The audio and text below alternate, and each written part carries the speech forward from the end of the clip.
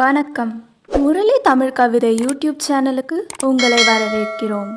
தொடர்ந்து கவிதை கேட்டு வரும் அனைவருக்கும் நன்றி. இதுவரை நமது சேனலை சப்ஸ்கிரைப் பண்ணாதவர்கள் சப்ஸ்கிரைப் பண்ணிக்கொள்ளுங்கள். பக்கத்தில் உள்ள பெல் பட்டனும் அழுத்திக் கொள்ளுங்கள். கவிதை பற்றி உங்கள் கருத்தை கமெண்ட் பக்கத்தில் பதிவு பண்ணுங்கள். பிடிச்சிருந்தா லைக் பண்ணுங்க, ஷேர் பண்ணுங்க. வாருங்கள், கவிஞரின் குரலில் இன்றைய கவிதை மழையில் நனைவோம். வணக்கம். தொடர்ந்து எனது கவிதை கேட்டு வரும் அனைவருக்கும் நன்றி. இன்றைய நம் காணொளியில் ஒரு நாள் தன் காதலியை சந்திக்க முடியாத ஒரு காதலன் பாடுவது போல் இன்றைய கவிதை. பாருங்கள், கவிதைக்கு செல்வோம்.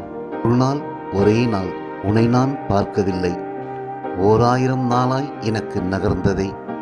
ஒரு நாள் ஒரே நாள் உன்னை நான் பார்க்கவில்லை, 1000 நாளாய் எனக்கு நகர்ந்ததே. நாளெல்லாம் விழிநீரில் கரைந்தேனே, விடியும் வரை உலகை நான் வெறுத்தேனே.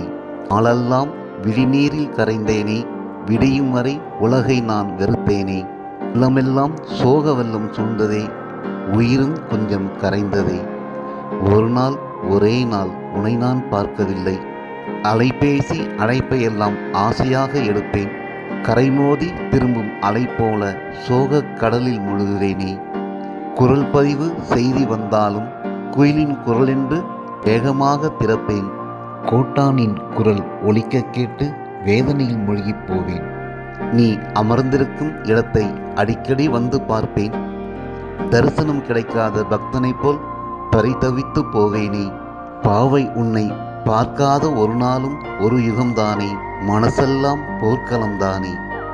பாவை உன்னை பார்க்காத ஒரு நாளும் ஒரு யுகம்தானே, மனசெல்லாம் போர்க்களம்தானே. ஒரு நாள் ஒரே நாள் உன்னை நான் பார்க்கவில்லை, மதிமுகம் காணாமல் மணித்துளியிலும் உயிர் துளி கரையும். கிளிப்பேச்சு கேட்காமல் மொழி பேச்சு மறந்து போகும். மௌன யுத்தத்தில் மனசெல்லாம் முகாரி ஒலிக்கும், கண்ணீர் கங்கையில் கண்கள் மிதக்கும். மௌன யுத்தத்தில் மனசெல்லாம் முகாரி ஒலிக்கும், கண்ணீர் கங்கையில் கண்கள் மிதக்கும்.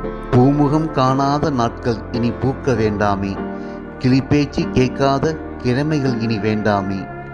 ஒரு நாள் ஒரே நாள் உன்னை நான் பார்க்கவில்லை, 1000 நாளாய் எனக்கு நகர்ந்ததே.